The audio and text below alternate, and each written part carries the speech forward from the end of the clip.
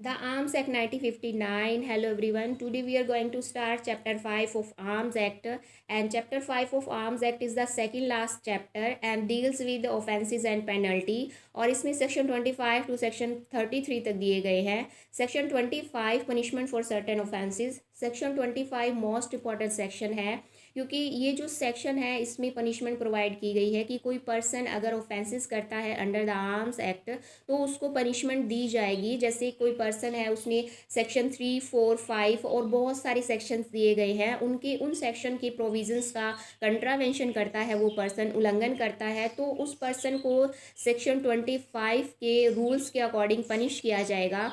और ये सेक्शन इसलिए भी इम्पॉर्टेंट है क्योंकि इस सेक्शन में जो 2019 में अमेंडमेंट हुई है उस अमेंडमेंट के दौरान इस सेक्शन में जितनी भी पनिशमेंट प्रोवाइड की गई थी उनको एनहेंस किया गया है.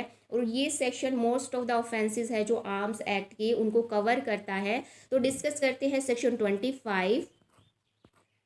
Subsection 1. whoever clause A manufactures, obtain, procures, sells, transfer, converts, repair, tests or proves or exposes or offer for sale, transfer or has in his possession for sale, transfer, conversion, repair, test or proof any arms or ammunition in contravention of section 5.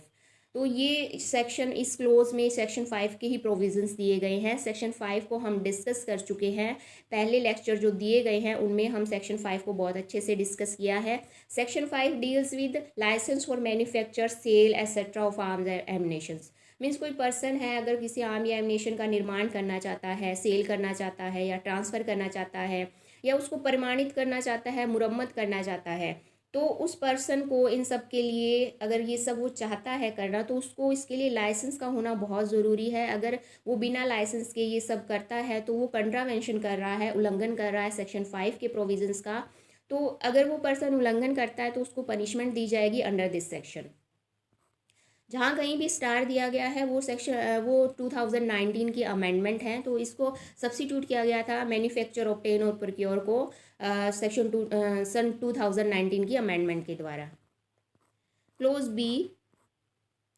shorten the barrel of firearms or converts an imitation firearms into firearms or converts from any category of firearms mentioned in the arms rules 2016 into any other category of firearms in contravention of section 6. Means कोई person section 6 के जो भी provisions दिए गए हैं उन provisions का contravention करता है, उनका उल्लंघन करता है.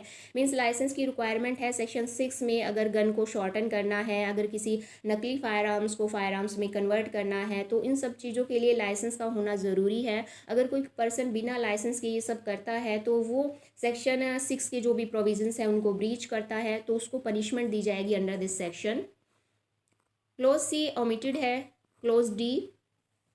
bring into or take out of India any arms or ammunition or any class or description in contravention of section 11. Means कोई पर्सन सेक्शन 11 के प्रोविजंस हैं उनको ब्रीच करता है, उनका उल्लंघन करता है तो वो पनिशेबल होगा. Section 11 deals with power to prohibit import और एक्सपोर्ट ऑफ आर्म्स. मीन्स यहाँ पे सेंट्रल गवर्नमेंट की पावर दी गई है कि कोई पर्सन है सेंट्रल गवर्नमेंट की परमिशन के बिना आर्म या एमिनेशन को ला नहीं सकता, लेकर नहीं जा सकता इंडिया से बाहर, तो उसको परमिशन का होना ज़रूरी है. बिना परमिशन के अगर वो ये सब करता है तो उसको पनिशमेंट दी जाएगी सेक्शन 25 के अकॉर्डिंग. तो क्या पनिशमेंट होगी? Shall be punishable with imprisonment for a term which shall not be less than 7 years but which may extend to imprisonment for life and shall also be liable to fine.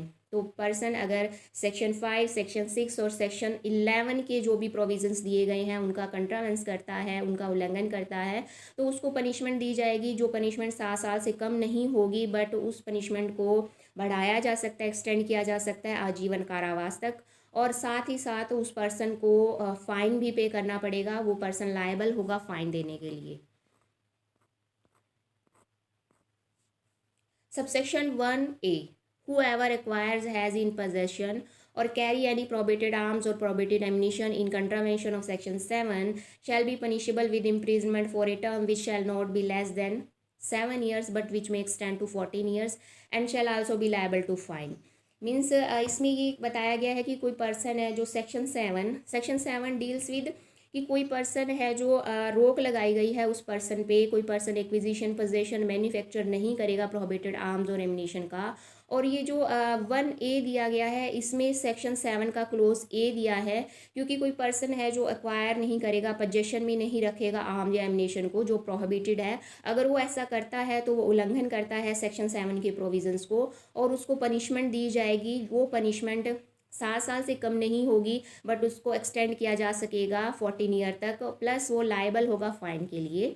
तो substitute किया गया है इस punishment को भी section 2019 के amendment के द्वारा। प्रोवाइजो को भी इंसर्ट किया गया है 2019 के अमेंडमेंट में, provided that the court may for any reasons adequate and special reasons to be recorded in the judgment impose a sentence of imprisonment for a term of less than 7 years। Proviso में थोड़ा छूट दी गई है कि court को power दी गई है, कोर्ट को ये कोई रीज़न है कोर्ट के पास कि कोई उचित कारण है, कोई स्पेशल रीज़न है, कोई पर्याप्त कारण है कोर्ट के पास, और उस कारण को कोर्ट जजमेंट में लिखेंगे और उस पर्सन पे सज़ा जिस इम्पोज करेंगे 7 साल से कम की सज़ा भी कोर्ट के द्वारा दी जा सकती है। तो इसको इंसर्ट किया गया 2019 के अमेंडमेंट से। सबसेक्शन 1A बी इसको भी इंसर्ट किया गया है 2019 की जो अमेंडमेंट हुई थी। However by using force takes the fire arms from the police और आर्म्ड फोर्सेस, अगर कोई पर्सन है बल का यूज़ करके पुलिस से या आर्म फोर्सेस है वहाँ से किसी आर्म्स को लेकर जाता है, shall be punishable with imprisonment, तो उसको सज़ा दी जाएगी for a term which shall not be less than 10 years but which may extend to imprisonment for life and shall also be liable to fine. तो उसको सज़ा दी जाएगी जो 10 साल से कम नहीं होगी, और उसको एक्सटेंड किया जा सकता है आजीवन कारावास तक, और प्लस उसको पनिशमेंट दी जाएगी, उसको फाइन भी पे करना होगा। Subsection 1AA whoever manufactures, sells, transfer, convert, repair, tests, or proves, or exposes, or offer for sale, transfer, or has in his possession for sale, transfer, conversion, repair, test, or prove any prohibited arms or prohibited ammunitions in contravention of section 7। तो ये provisions दिए गए हैं, ये section 7 के close B के provisions हैं कि कोई पर्सन अगर उन प्रोविजंस का कंट्रावेंस करता है, उन प्रोविजंस का उल्लंघन करता है, तो उस पर्सन को सज़ा दी जाएगी। तो वो क्या पनिशमेंट होगी? Shall be punishable with imprisonment for a term which shall not be less than 10 years but which may extend to imprisonment for life and shall also be liable to fine. तो उस person को सज़ा दी जाएगी जो 10 साल से कम नहीं होगी, और उस सज़ा को जीवन कारावास तक भी बढ़ाया जा सकता है, और साथ ही साथ वो पर्सन लायबल होगा फाइन के लिए। तो 2019 की अमेंडमेंट में इसको सब्सिट्यूट किया गया है 10 ईयर्स को। Subsection 1AA whoever has in the contravention of notification issued under section 24 in his possession or in contravention of notification issued section 24B carries or otherwise has in possession any arms or ammunition shall be punishable with imprisonment for a term which shall not be less than 3 years but which may extend to 7 years and shall also be liable to fine। Means कोई person है जो section 24 और section 24A section 24B इनके provisions का contravention करता है। Section 24A deals with prohibition as to possession of notified arms in disturb area, कि कोई भी पर्सन डिस्टर्ब एरिया में नोटिफाइड आर्म्स को पोजेशन में नहीं रख सकता, उस पर रोक लगाई गई है।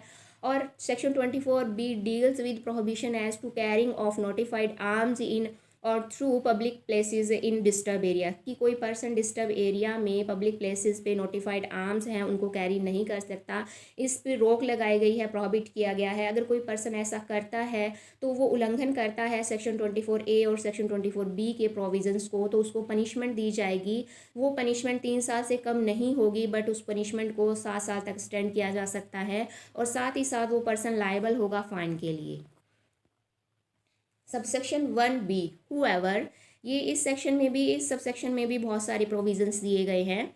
Whoever clause A acquire has in possession और कैरी एनी फायर आर्म्स और ammunitions in contravention of section 3, means कोई पर्सन है जो सेक्शन 3 के जो प्रोविजंस दिए गए हैं, means section 3 deals with licence for acquisition and possession of fire arms and ammunition. Means अगर किसी पर्सन को एक्विजिशन पोजेशन करना है फायर आर्म्स और एमिनेशन का, तो उसके पास लाइसेंस का होना ज़रूरी है, और बिना लाइसेंस के अगर कोई पर्सन एक्विजिशन करता है, पोजेशन करता है, कैरी करता है, तो वो कंट्रावेंशन कर रहा है सेक्शन 3 के प्रोविजंस का, तो वो पनिशेबल होगा।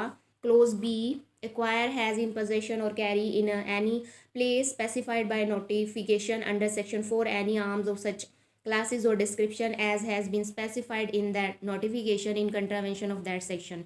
मीन्स कोई पर्सन सेक्शन 4 के जो प्रोविजंस है, section 4 deals with licence for acquisition and possession of arms of specified description in certain cases. Means कुछ आर्म्स हैं जो स्पेसिफाइड डिस्क्रिप्शन से के हैं, उनको पोजेशन में लेने के लिए लाइसेंस की रिक्वायरमेंट है। अगर बिना लाइसेंस के कोई पर्सन उन आर्म्स को अपने पास रखता है, एक्वायर करता है, कैरी करता है, तो वो पर्सन पनिशेबल होगा क्योंकि वो पर्सन कंट्रावेंशन कर रहा है सेक्शन 4 के प्रोविजंस का। क्लोज सी, सेल और transfer any fire arms which does not bear the name of the maker, manufacturer और नंबर और other identification marks stamped or otherwise shown thereon as required by subsection 2 of section 8 does any act in contravention of subsection 1 of that section। Means कोई person section 8 के जो भी provisions हैं, section 8 के subsection 2 में provisions दिए गए हैं कि कोई भी पर्सन सेल और ट्रांसफ़र नहीं करेगा फायर आर्म्स को जिन पर किसी भी तरह का मेकर का नाम नहीं है, जिन पर मैन्युफैक्चरर का नंबर नहीं है, आइडेंटिफिकेशन मार्क्स नहीं है, तो पर्सन है जो ऐसे आर्म या एमिनेशन को सेल और ट्रांसफ़र नहीं करेगा। और कोई पर्सन अगर सबसेक्शन 1 है जो सेक्शन 8 के प्रोविजंस का भी कंट्रावेंशन कर रहा है, सेक्शन 8 का जो सबसेक्शन 1 है उसमें ये दिया गया है कि कोई भी पर्सन है जो फायर आर्म्स और एमिनेशन पे कुछ भी जो मार्क्स है उनको मिटाएगा, हटाएगा नहीं, या किसी भी तरह की कोई फोर्जरी नहीं करेगा नेम नंबर के साथ, अगर वो ऐसा करता है तो वो कंट्रावेंशन कर रहा है सेक्शन 8 के प्रोविजंस का। सेक्शन 8 सबसेक्शन 1 और 2 के प्रोविजंस दिए गए हैं और इनका अगर कोई पर्सन कंट्रावेंशन कर रहा है तो वो पनिशेबल होगा। Close D, being a person to whom subclause 1 or subclause 3 of clause A of subsection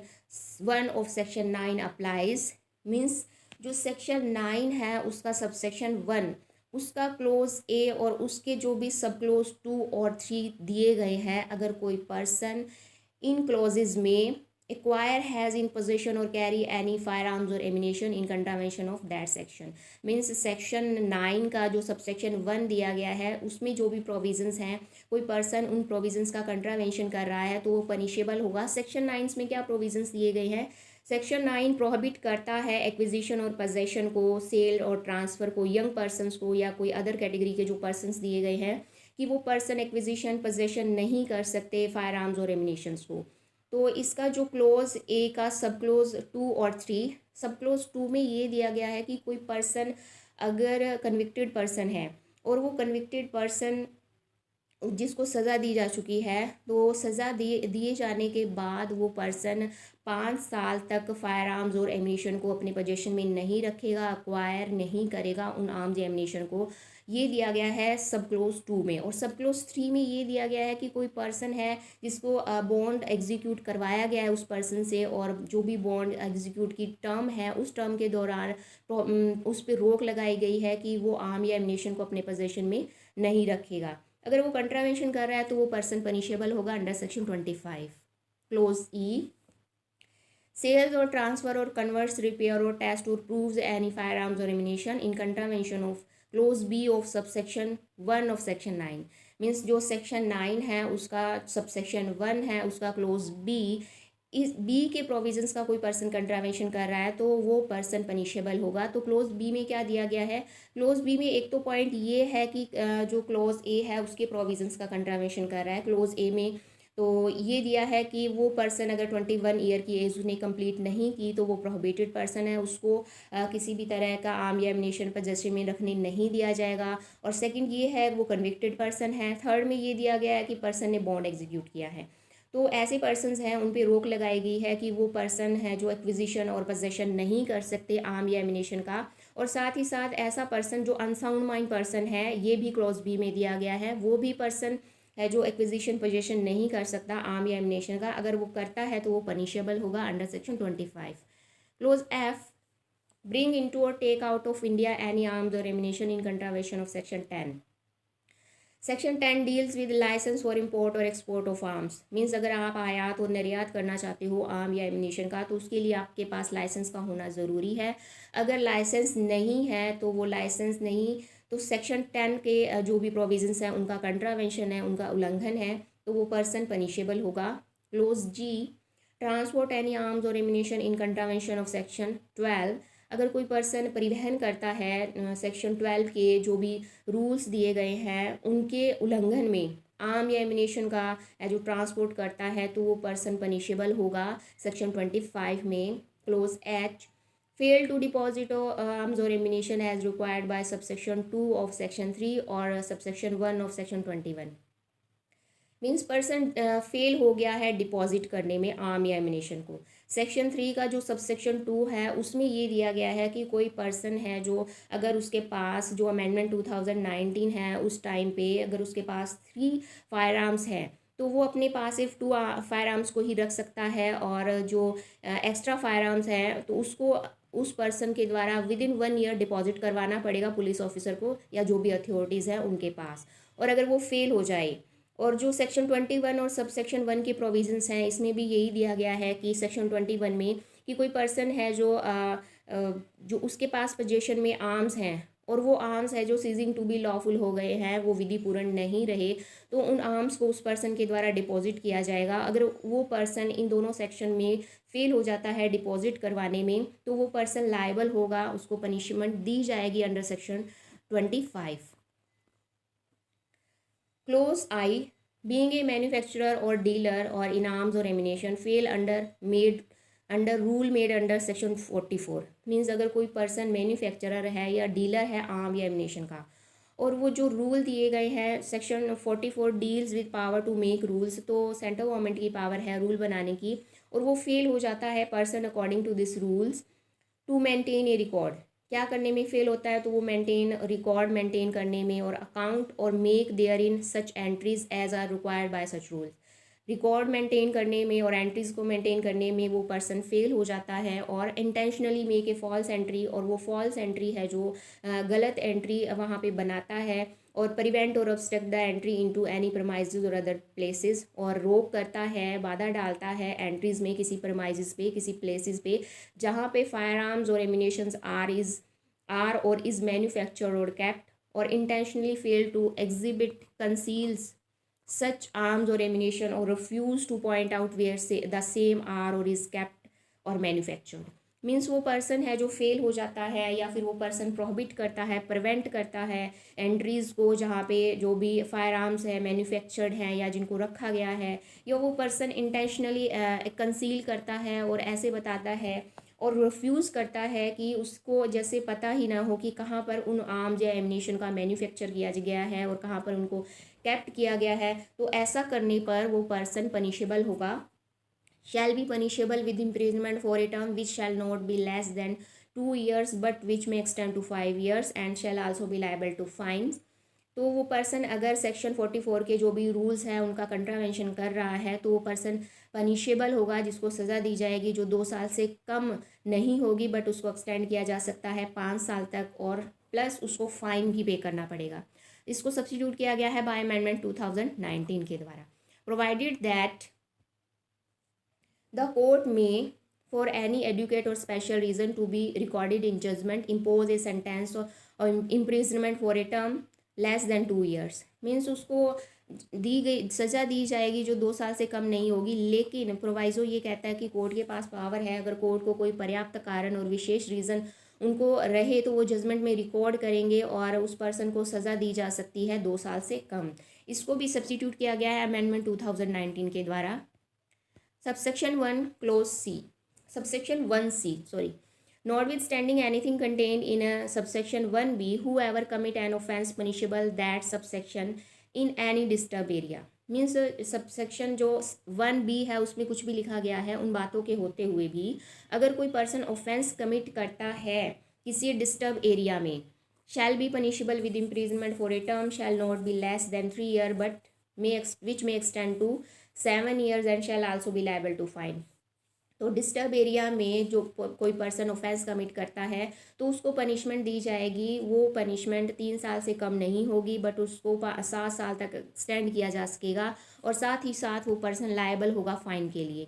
explanation, for the purpose of this subsection disturb area means any area declare to be a disturb area under any enactment for the time being in force. Means disturb area का मतलब है कोई area है जिसको disturb area declare किया गया है। Making provisions for the suppression of disorder and restoration and maintenance of public order.